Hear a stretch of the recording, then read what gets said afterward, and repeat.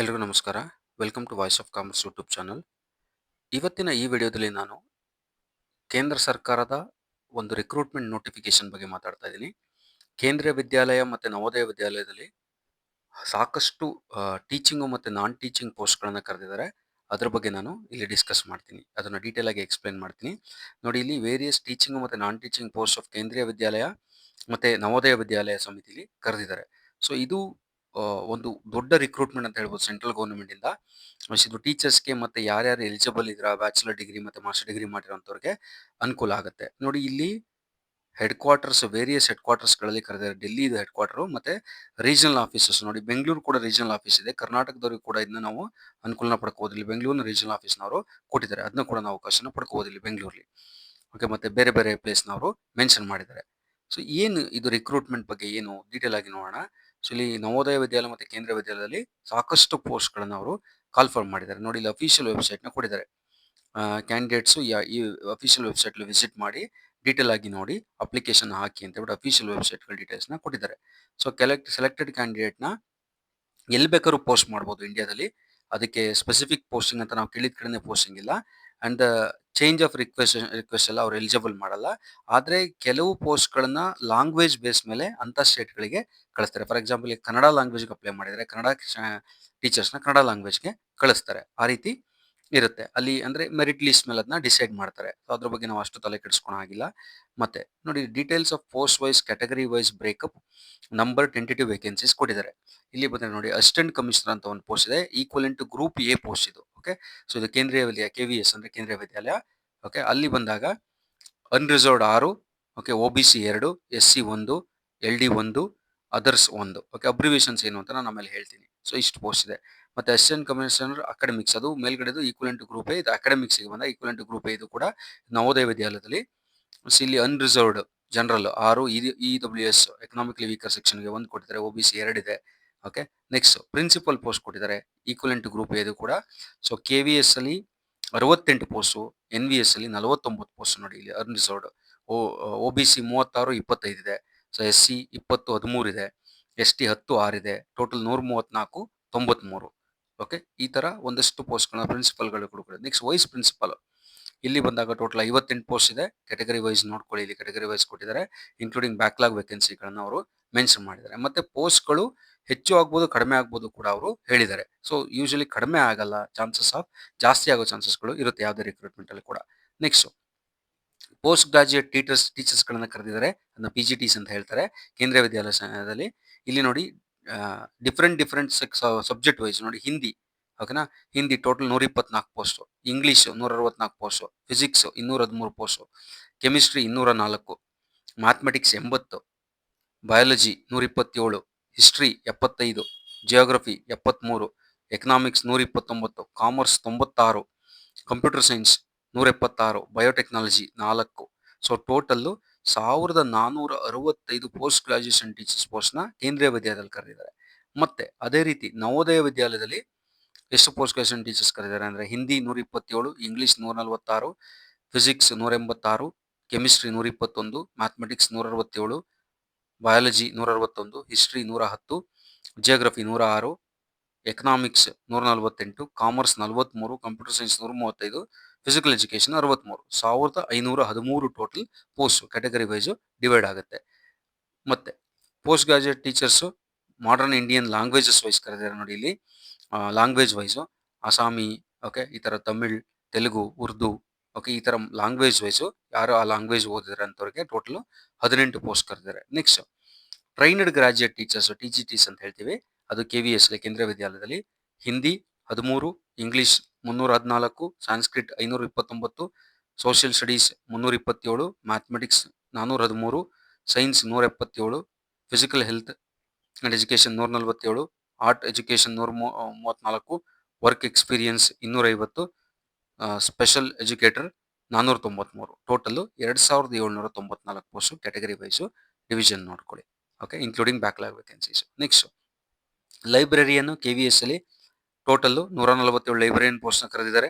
Next trained graduate teachers ಇನ್ ನವೋದಯ ವಿದ್ಯಾಲಯದಲ್ಲಿ ಬಂದರೆ ಮತ್ತೆ Hindi 251, English 281, social studies 157, mathematics 279, science 208, physical education ಮೇಲಲ್ಲಿ 124, physical education female 128, art 144, okay, computer science 653, music 124, library 134, special educator 495, total 2978 post category wise division ಆಗುತ್ತೆ. Next trained graduates third ಲ್ಯಾಂಗ್ವೇಜಿಗೆ ಬಂದಾಗ ಇಲ್ಲಿ ಬಂದರೆ ನವೋದಯ ವಿದ್ಯಾಲಯದಲ್ಲಿ ಇದೇ ರೀತಿ ಮತ್ತೆ ಅಸ್ಸಾಮಿ ಈ ಥರ ಡಿವೈಡ್ ಮಾಡ್ತಾರೆ. ಕನ್ನಡ ನೋಡಿ, ಕನ್ನಡಕ್ಕೂ ಇದೆ ಇಲ್ಲಿ. ಕನ್ನಡ ಟೋಟಲು 49 ಪೋಸ್ಟ್ ಇದೆ ಇಲ್ಲಿ ಕನ್ನಡದಲ್ಲಿ. ಕನ್ನಡ ಲ್ಯಾಂಗ್ವೇಜಲ್ಲಿ ಕೂಡ 49 ಪೋಸ್ಟ್ ಇದೆ. ಕನ್ನಡ ಲ್ಯಾಂಗ್ವೇಜಿಗೆ ಯಾರು ಸೆಲೆಕ್ಟ್ ಆಗ್ತೀರಾ ಅಂಥವ್ರಿಗೆ ಕರ್ನಾಟಕದಲ್ಲೇ ಮ್ಯಾಕ್ಸಿಮಮ್ ಪೋಸ್ಟಿಂಗ್ ಆಗುತ್ತೆ. ಸೊ ಆ ರೀತಿ ಚಾನ್ಸಸ್ ಇರುತ್ತೆ. ಓಕೆ, ಸೊ ಇದು ನೆಕ್ಸ್ಟು ಪ್ರೈಮರಿ ಟೀಚರ್ಸ್ ಬಂದರೆ ಇಲ್ಲಿ ಟೋಟಲ್ಲು ನೋಡಿ, ಇಲ್ಲಿ ಸ್ಪೆಷಲ್ ಎಜುಕೇಟರ್ 494, PRT ಅಂತ ಹೇಳ್ತಾರೆ, ಅಲ್ಲಿ 2684, PRT music 187, okay, primary teachers. So total 3365 post. ನಾನ್ ಟೀಚಿಂಗ್ ಪೋಸ್ಟ್ಗಳು, ಓಕೆ, ಇದಿಷ್ಟು ಟೀಚಿಂಗ್ ಪೋಸ್ಟ್ಗಳು ನಾನು ಇಲ್ಲಿವರೆಗೂ ಹೇಳಿದ್ದು. ಓಕೆ, ಕ್ಯಾಟಗರಿ ವೈಸ್ ನೋಡಿ ಒಂದ್ಸಲ. ಮತ್ತೆ ಇಲ್ಲಿ ಬಂದರೆ ನಾನ್ ಟೀಚಿಂಗ್ ಪೋಸ್ಟ್ ಅಂದ್ರೇನು? ಅಡ್ಮಿನಿಸ್ಟ್ರೇಟಿವ್ ಆಫೀಸರ್ ನೋಡಿ 12 ಪೋಸ್ಟ್ ಕರೆದಿದ್ದಾರೆ, finance officer 5 post, assistant engineer 2 post, assistant section officer 74 post, junior translator 8, okay, senior secretariat assistant 280, junior secretariat assistant 714, steno grade 1 3, steno grade 2 57, okay. So ಇದಿಷ್ಟು ನಾನ್ teaching post KVS ಅಲ್ಲಿ category wise division ಆಗುತ್ತೆ. Next ನಾನ್ teaching post NVS Navodaya ವಿದ್ಯಾಲಯದಲ್ಲಿ. So ಇಲ್ಲಿ junior secretariat assistant 46, junior secretary assistant 552, okay, lab attendant 165, ಮತ್ತು multi tasking staff 24. ನೋಡಿ, ಇದಿಷ್ಟು ಕೂಡ different ಪೋಸ್ಟ್ಗಳಲ್ಲಿ ಕರೆದಿರುವಂಥದ್ದು. Teaching ಮತ್ತು ನಾನ್ ಟೀಚಿಂಗು ಇದೊಂದು ಅತಿ ದೊಡ್ಡ ರಿಕ್ರೂಟ್ಮೆಂಟ್ ಅಂತ ಹೇಳ್ಬೋದು ನಾವು. ಯಾಕಂದರೆ 1000 ಗಟ್ಟಲೆ ಇದೆ ಪೋಸ್ಟು, 1-2 ಪೋಸ್ಟ್ ಅಲ್ಲ, 1000 ಗಟ್ಟಲೆ ಪೋಸ್ಟ್ನ ಕರೆದಿದ್ದಾರೆ. ಯಾಕಂದರೆ ಇದು ಆಲ್ ಇಂಡಿಯಾ ಪೋಸ್ಟ್.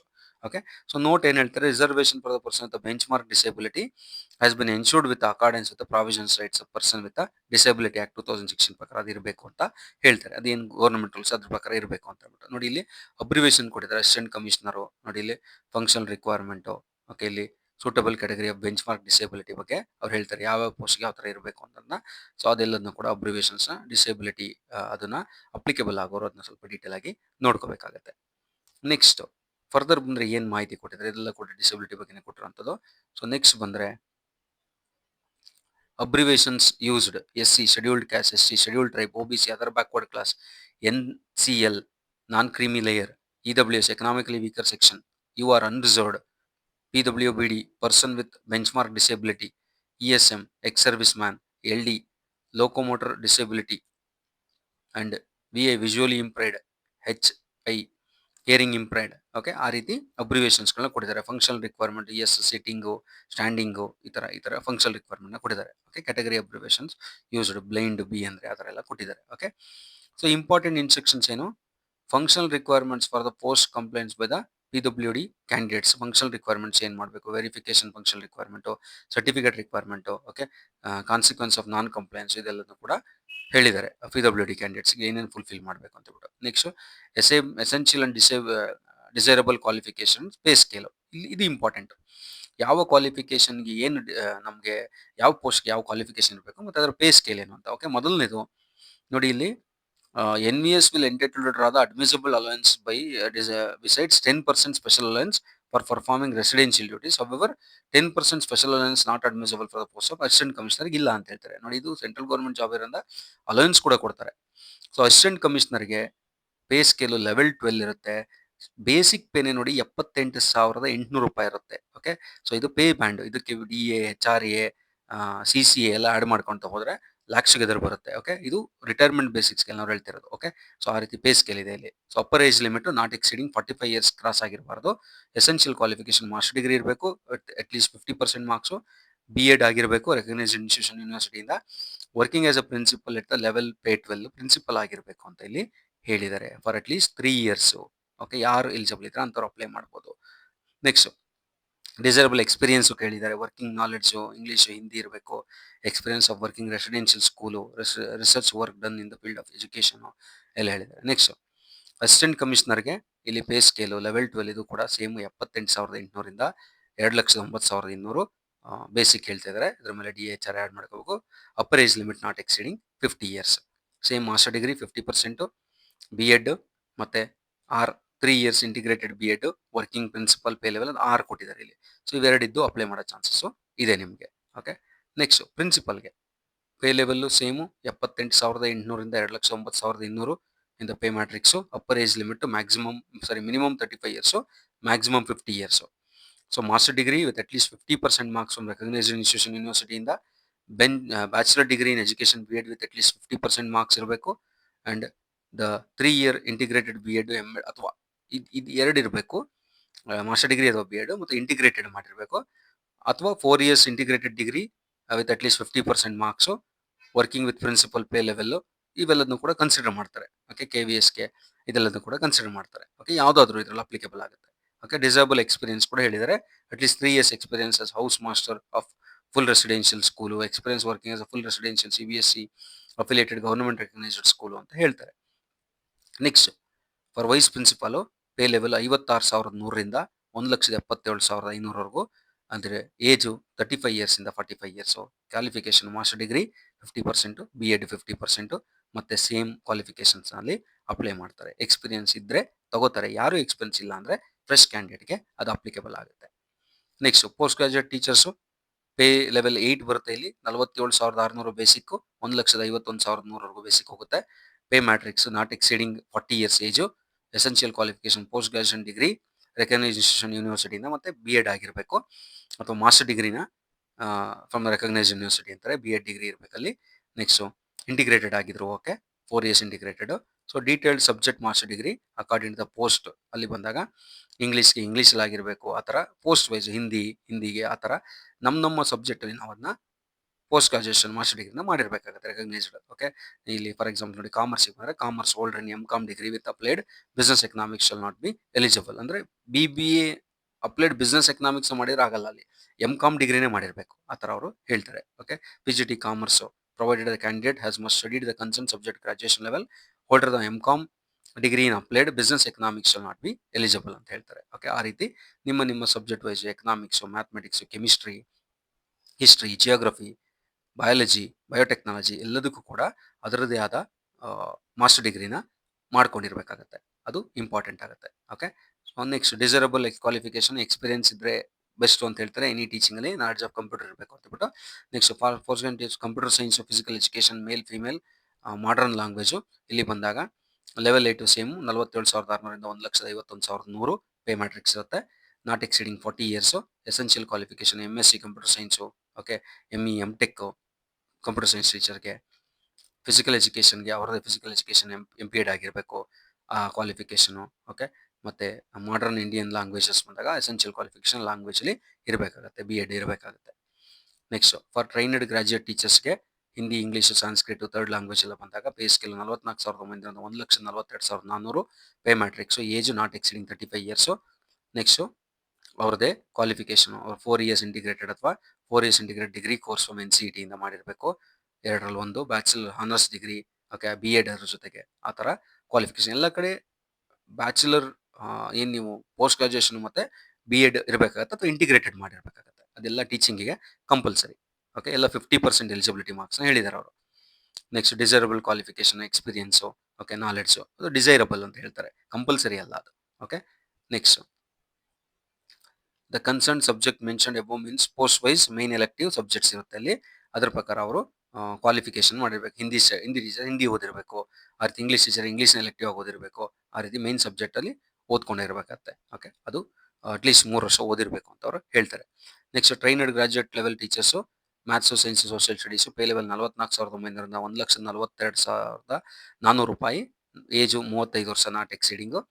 ಇಲ್ಲೂ ಕೂಡ ಸೇಮ್ ನೋಡಿ, ಇಂಟಿಗ್ರೇಟೆಡ್ ಡಿಗ್ರಿ ಅಥವಾ 4 ಇಯರ್ಸ್ ಇಂಟಿಗ್ರೇಟೆಡ್ ಡಿಗ್ರಿ ಅಥವಾ bachelor honours degree, okay, with B.Ed. So specified post graduation ಅದನ್ನ ಸ್ಪೆಸಿಫೈ ಮಾಡ್ತಾರೆ. ಎಲ್ಲ ಕಡೆ 50% ಮಾರ್ಕ್ಸು ಎಲಿಜಿಬಲ್ ಕ್ವಾಲಿಫಿಕೇಷನ್ನ ನೋಡ್ತಾರೆ. ಪೋಸ್ಟ್ ವೈಸ್ ಎಲೆಕ್ಟಿವ್ ಸಬ್ಜೆಕ್ಟ್ಸ್ನ ಓದಿರಬೇಕು ಅಂತ ಹೇಳ್ತಾರೆ ಅಲ್ಲಿ ಮತ್ತೆ. ಓಕೆ, ಎಲ್ಲದಕ್ಕೂ. Next disable experience working in school, computer application ಇರಬೇಕು ಅಂತ ಹೇಳ್ಬಿಟ್ಟು. Next for trained graduate teachers computer science, music, art, physical education, work experience. Same salary 44,900, 1,42,400 pay matrix. Age 35 ವರ್ಷ ಸೇಮು. ಇಲ್ಲೂ ಕೂಡ bachelor degree graduation in computer science. Okay, ಅಲ್ಲಿ ನೀವು at least 50% marks. Next bachelor degree ಇನ್ education, 3 years B Ed, integrated B Ed. So ಮತ್ತು essential qualification ಅದೇ, ಮತ್ತು ಎಲ್ಲದು ಕೂಡ ಮ್ಯೂಸಿಕ್ಗೆ ಪ್ರತಿಯೊಂದು ಕೂಡ ಅಪ್ಲಿಕೇಬಲ್ ಕ್ವಾಲಿಫಿಕೇಷನ್ನ ಹೇಳಿದ್ದಾರೆ. ಓಕೆನಾ. ಸೊ ಇದನ್ನು ನೀವು ನೋಡ್ಕೊಳ್ಳಿ ಡೀಟೇಲ್ ಆಗಿ, ಯಾವುದಕ್ಕೆ ಯಾವ ಕ್ವಾಲಿಫಿಕೇಷನ್ ಬರುತ್ತೆ ಅಂತ ಅದನ್ನು ನೀವು ಡೀಟೇಲ್ ಆಗಿ ಓದ್ಕೋಬೇಕು. ನಿಮಗೆ ಅಪ್ಲಿಕೇಬಲ್ ಅಂತ ಪೋಸ್ಟ್ ನೀವು ನೋಡಿ. ನೆಕ್ಸ್ಟ್ ಸ್ಪೆಷಲ್ ಎಜುಕೇಟರ್ ಬಂದಾಗ ಇದು ಪೇ ಲೆವೆಲ್ ಸೇಮ್ ಇದೆ, 44,900ರಿಂದ ಪೇ ಮ್ಯಾಟ್ರಿಕ್ಸು. ಇಲ್ಲಿ ಏಜ್ 35 ವರ್ಷ ಸೇಮು. ಸೊ ಇಲ್ಲ ಕೂಡ ನೋಡಿ, graduation degree from recognise institution, B Ed, okay, B Ed 50%, P G diploma, special education ಎಲ್ಲ ಕೂಡ ಇಲ್ಲಿ ಹೇಳ್ತಾರೆ. ಓಕೆ, ಇದ್ರ ಕೂಡ ಕ್ವಾಲಿಫಿಕೇಶನ್ ಡೀಟೇಲ್ ಆಗಿ ನೋಡ್ಕೋಬೇಕು. ನಾಲೆಡ್ಜ್ ಆಫ್ ಕಂಪ್ಯೂಟರ್ ಇಲ್ಲಿ ಇರಬೇಕು. Primary teachers music. ಓಕೆ, ಅಲ್ಲಿ ಬಂದಾಗ 35,400ರಿಂದ 12,400, ನಾಟ್ ಎಕ್ಸಿಡಿಂಗ್ 30 ವರ್ಷ ಕ್ರಾಸ್ ಆಗಿರಬಾರ್ದು. ಇಲ್ಲಿ senior secondary or high secondary intermediate class 12th with 50% marks from recognised board ಇಂದ ಇರಬೇಕು. ಮ್ಯೂಸಿಕ್, ಪರ್ಫಾರ್ಮಿಂಗ್ ಆರ್ಟ್ಸು, ಅಲ್ಲಿ ನಾವು ಡಿಗ್ರಿ ಆಸ್ ಮೈನ್ ಸಬ್ಜೆಕ್ಟ್ ಓದಿರಬೇಕಾಗುತ್ತೆ. ವರ್ಕಿಂಗ್ ನಾಲೆಡ್ಜ್ ಹಿಂದಿ ಇಂಗ್ಲೀಷ್ ಇರಬೇಕು. Can diploma music in not eligible for post. Diploma in music ಇದ್ರೆ ಆಗಲ್ಲ, knowledge of computer application ಇರಬೇಕು. Primary teacher level 6, ಇಲ್ಲಿ 35,400ರಿಂದ 1,12,400, ಏಜ್ 30 ವರ್ಷ ಮ್ಯಾಕ್ಸಿಮಮ್. ಇಲ್ಲಿ ಕೂಡ senior secondary, high secondary, intermediate 10+2 ಓದಿರಬೇಕು. 50% ಮಾರ್ಕ್ಸ್ ಇರಬೇಕು. Diploma in elementary education, whatever the name known from the recognised institution, and senior secondary or higher intermediate ಓದಿರಬೇಕು. Okay, so ಈ ರೀತಿ consideration ಆಗುತ್ತೆ. ನೆಕ್ಸ್ಟ್ ಸ್ಪೆಷಲ್ ಎಜುಕೇಟರ್ಗೆ primary teacher 35,400ರಿಂದ 1,12,000 same, 30 ವರ್ಷ age, 12th passed with minimum 50% marks. Any of the following from recognised institution ಇಂದ 2 years D Ed, special education any category ಡಿಸಿಪ್ಲಿನ್ಲಿ ಓದಿರಬೇಕು. ಓಕೆ, ಅದು ಬಿಟ್ಟು ಯಾವುದಾದ್ರೂ ಇದನ್ನು ನಾವು ಅಪ್ಲಿಕೇಬಲ್ ಮಾಡ್ಬೋದು. ಓಕೆ, ಸೊ ಈ ರೀತಿ ಪ್ರತಿ ಪೋಸ್ಟ್ಗೂ ಡೀಟೇಲ್ ಕೊಟ್ಟಿದ್ದಾರೆ ನೋಡಿ. ಅಡ್ಮಿನಿಸ್ಟ್ರೇಟಿವ್ ಆಫೀಸರ್ಗೆ 56,100ರಿಂದ ಪೇ ಲೆವೆಲ್ 10 ಇದು. ಅಡ್ಮಿನಿಸ್ಟ್ರೇಟಿವ್ ಆಫೀಸರು 1,77,000, ನಾಟ್ ಎಕ್ಸಿಡಿಂಗ್ 45 ವರ್ಷ ದಾಟಿರಬಾರ್ದು. ಗ್ರಾಜುಯೇಟ್ ಫ್ರಮ್ ರೆಕಗ್ನೈಸ್ಡ್ ಯೂನಿವರ್ಸಿಟಿಯಿಂದ ಗ್ರಾಜುಯೇಟ್ ಆಗಿರಬೇಕು. ಇಲ್ಲಿ 3 years regular service section officer at least pay level of 44,900 ಅಂದರೆ ಇಲ್ಲಿ ಸೆಕ್ಷನ್ ಆಫೀಸರ್ ಆಗಿರಬೇಕು, ಸೆಂಟ್ರಲ್ ಗೌರ್ಮೆಂಟ್ ಅಟಾನಮಸ್ ಮಾಡಿದೆ ಅಂತ ಹೇಳ್ತಾರೆ. ನಾಲೆಡ್ಜ್ ಆಫ್ ಕಂಪ್ಯೂಟರ್ ಇರಬೇಕು ಅಂತ ಹೇಳ್ತಾರೆ. ಫೈನಾನ್ಸ್ ಆಫೀಸರ್ಗೆ ಪೇ ಲೆವೆಲ್ 7, 44,900ರಿಂದ 1,42,000, ಏಜ್ 35 ವರ್ಷ ಕ್ರಾಸ್ ಆಗಿರಬಾರ್ದು. ಬ್ಯಾಚುಲರ್ ಡಿಗ್ರಿ ಇನ್ ಕಾಮರ್ಸ್ ಆಗಿರಬೇಕು. 50% ಮಾರ್ಕ್ಸ್ ಇರಬೇಕು. ರೆಕಗ್ನೈಸ್ಡ್ ಯೂನಿವರ್ಸಿಟಿಯಿಂದ, institution at least 4 years post graduate qualification in audit accounts, work as central and state government pay level 6 ಅಲ್ಲಿ ಇರಬೇಕು ಅಂತ ಹೇಳ್ತಾರೆ. ಓಕೆ, ಇದು ಕಾಮರ್ಸ್ ಅವರಿಗೆ ಅಪ್ಲಿಕೇಬಲ್ ಆಗುತ್ತೆ, finance officer. Next assistant engineer pay level 7. Okay, ಈ ಪೇ ಬರುತ್ತೆ. 35 ವರ್ಷ ಏಜು. ಸೊ ಇಲ್ಲಿ graduate civil engineering, electrical engineering from recognised university, 2 years experience in design and engineering in concern branch from government department or organisation institution ಅಂತ ಹೇಳ್ತಾರೆ. Assistant section officer level 6, ಇದು salary not exceeding 35 years. Bachelor degree from the recognised institution, working or equivalent to the regular basis of minimum 3 years in level 4, 25,000ಇಂದ 81,000 work ಮಾಡಿರಬೇಕು. Central government autonomous ಬಾಡಿಲಿ. Knowledge of computer ಇರಬೇಕು. Working knowledge of Hindi English ಇರಬೇಕು. Junior ಟ್ರಾನ್ಸ್ಲೇಟರ್ಗೆ level 6 salary 35,400ರಿಂದ 1,12,400, age 30 ವರ್ಷ maximum. ಇಲ್ಲಿ master degree from recognised university in Hindi with English as a compulsory elective subject ಇರಬೇಕು ಅಂತ. ಟ್ರಾನ್ಸ್ಲೇಟರ್ ಆಗಿರೋದ್ರಿಂದ ಹಿಂದಿ ಇಂಗ್ಲೀಷ್ ಗೊತ್ತೇ ಇರಬೇಕು, ಅದು ತುಂಬ important. Okay, next for senior secretariat assistant level 4, 25,500ರಿಂದ 81,100, ಏಜ್ 30 ವರ್ಷ maximum. Bachelor degree from recognised university institution, work experience ನೋಡ್ತಾರೆ, minimum 3 years. Central government autonomous body ಎಲ್ಲಾದರೂ ಇದ್ದರೆ ನಾಲೆಡ್ಜ್ ಆಫ್ ಕಂಪ್ಯೂಟರ್ ಮತ್ತು ವರ್ಕಿಂಗ್ ನಾಲೆಡ್ಜ್ ಆಫ್ ಹಿಂದಿ ಇರಬೇಕಾಗುತ್ತೆ, Hindi and English. Stenographer grade 1, 35,400ರಿಂದ 1,12,400, age 30 ವರ್ಷ maximum. Graduate from recognised university institution and shorthand speed 100 word per minute ಇರಬೇಕು in English, Hindi. Okay, shorthand training speed of 45 word per minute English and Hindi typing ಇರಬೇಕು. Okay, ಅದು ಶೆನೋಗ್ರಾಫಿಂಗ್ ಮಾಡಿರೋರಿಗೆ, ಆ certification ಅವರಿಗೆ ಅದು ಗೊತ್ತಿರುತ್ತೆ. ಅದ್ರ ಪ್ರಕಾರ ನಿಮಗೆ ಎಕ್ಸ್ಪೀರಿಯನ್ಸ್ ಇರಬೇಕು, ಕಂಪ್ಯೂಟರ್ ಮತ್ತು ನಾಲೆಡ್ಜ್ ಇರಬೇಕು. ಶೆನೋಗ್ರಾಫರ್ 2 ಕೂಡ 25,500ರಿಂದ 81,100, ಏಜು 77 ವರ್ಷ ಮ್ಯಾಕ್ಸಿಮಮ್ಮು. ಇಲ್ಲೂ ಕೂಡ graduate, skill test, the 10 minutes at 80 words per ಮಿನಿಟ್ನ ಕನ್ಸಿಡರೇಷನ್ ಮಾಡ್ತಾರೆ. ಅಲ್ಲಿ ಡಿಸಿಷನ್ನು ಟ್ರಾನ್ಸ್ಕ್ರಿಪ್ಷನ್ ಮಾಡಬೇಕಾಗತ್ತೆ. ಓಕೆ, ಅದು ನೀವು ಕಲ್ತಿರ್ಬೇಕಾಗತ್ತೆ. ಅದು ಸರ್ಟಿಫಿಕೇಶನ್ ಕೋರ್ಸ್ ಮಾಡಿರೋ ಸ್ಟೆನೋಗ್ರಾಫರ್ಗೆ ಅದು ಕರೆಕ್ಟಾಗಿ ಅಪ್ಲಿಕೇಬಲ್ ಆಗುತ್ತೆ. ನೆಕ್ಸ್ಟ್ ಜೂನಿಯರ್ ಸೆಕ್ರೆಟರಿಯೇಟ್ ಅಸಿಸ್ಟೆಂಟು 19,900 ಒಂದು 63,200 ಪೇ ಬ್ಯಾಂಡು, ನಾಟ್ ಎಕ್ಸಿಡಿಂಗ್ 27 ವರ್ಷ. ಇಲ್ಲೂ ಕೂಡ ಕ್ಲಾಸ್ 12 ಪಾಸ್ ಆಗಿರಬೇಕು. ಅಥವಾ ಈಕ್ವಲೆಂಟ್ ಕ್ವಾಲಿಫಿಕೇಶನ್ ಇರಬೇಕು, ಟೈಪಿಂಗ್ ಸ್ಪೀಡ್ ಇರಬೇಕು. ಇಲ್ಲೂ ಕೂಡ ನೋಡಿ 35 ವರ್ಡ್ಸ್ ಪರ್ ಮಿನಿಟ್ ಹೇಳ್ತಾನೆ ಇಂಗ್ಲೀಷು, ಅದು ಕೂಡ ಕಲ್ತಿರ್ಬೇಕಾಗತ್ತೆ. ಓಕೆ, ಅದು ಡಿಸೈರಬಲ್. ನೆಕ್ಸ್ಟು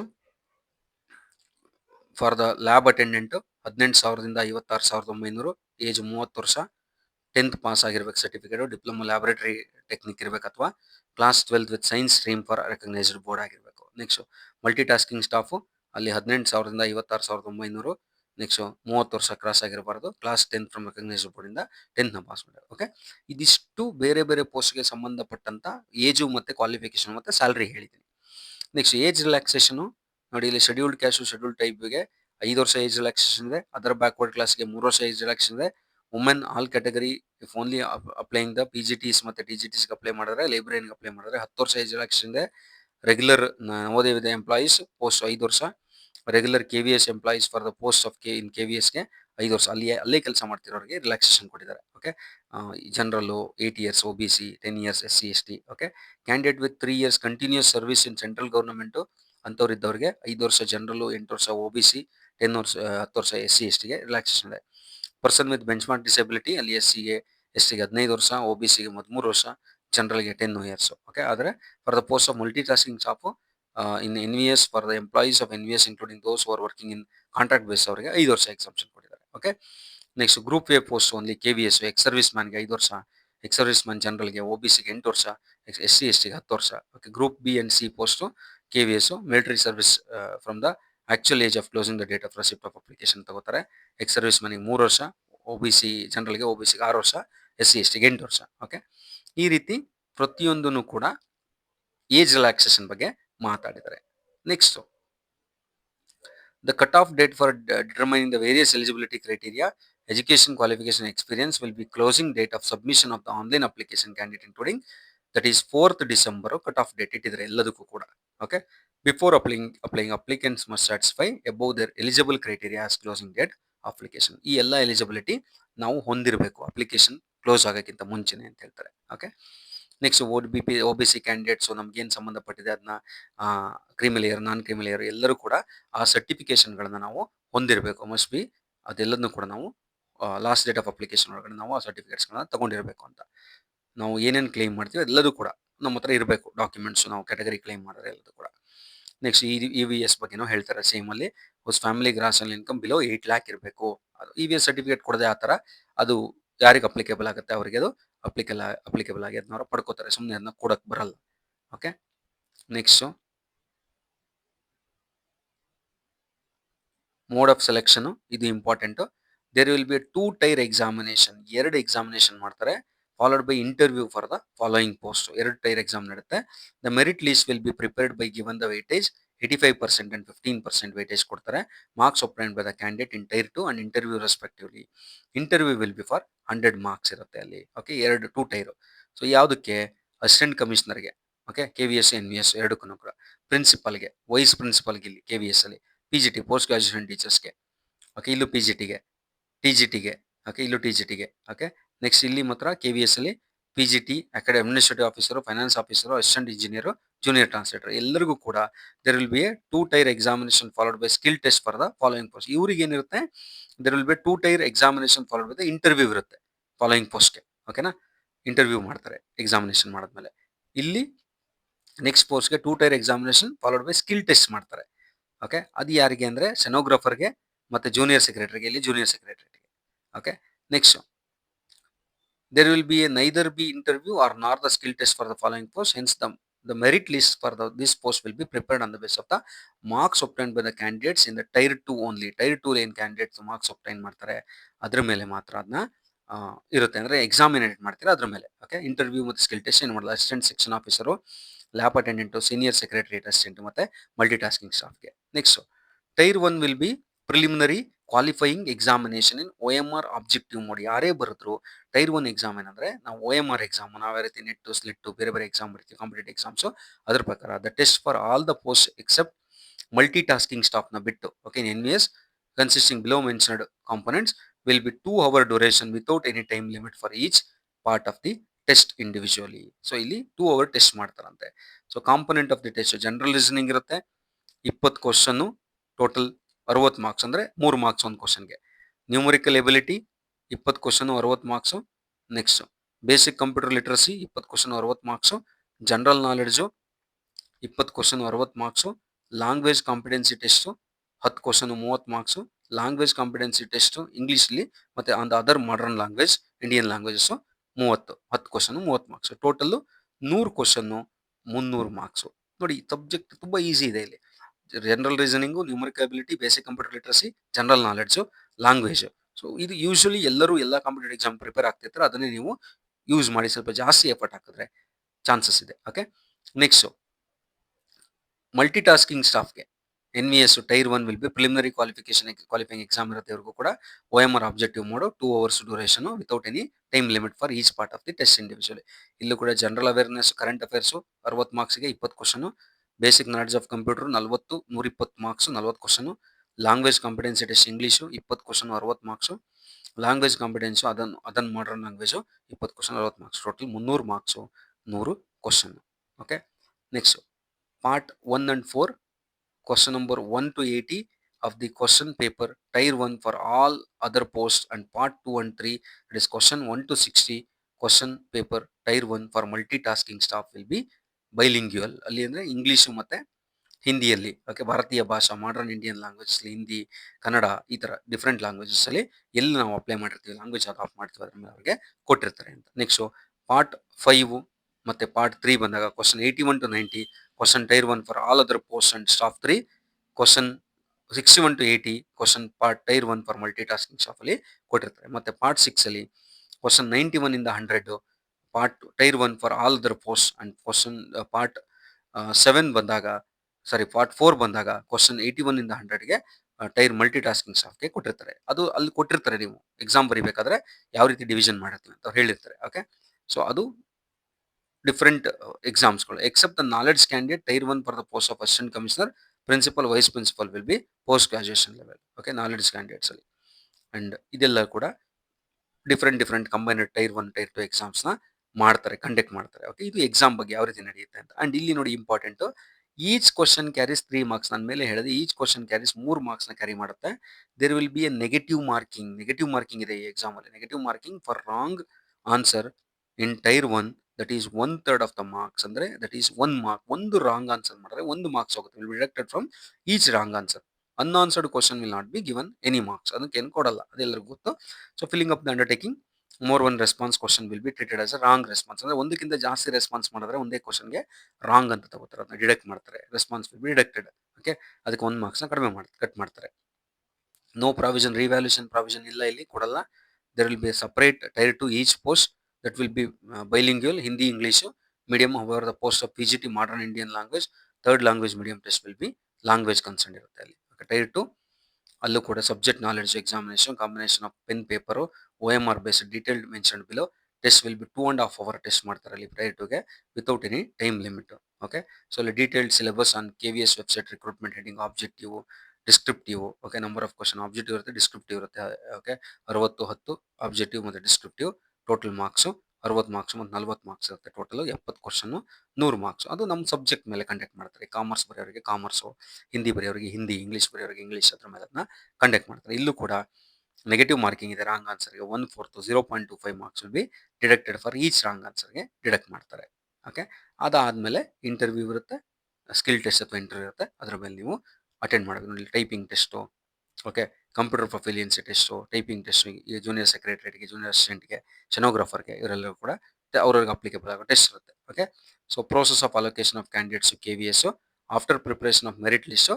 ಯಾರು ಕಂಬೈನ್ಡ್ ಮೆರಿಟ್ ಲಿಸ್ಟಲ್ಲಿ same post are in the merit list of the will have to the mandatorily submit their preference of the post of in KVS and NVS in their online portal. ಅವ್ರು submit ಮಾಡಬೇಕು. Will be the available for certain notified period in the online login application from candidates will present in the tier 2 and tier interviews ಟೆಸ್ಟಲ್ಲಿ ಯಾರು attend ಮಾಡಿರ್ತಾರೆ ಅವರಿಗೆ.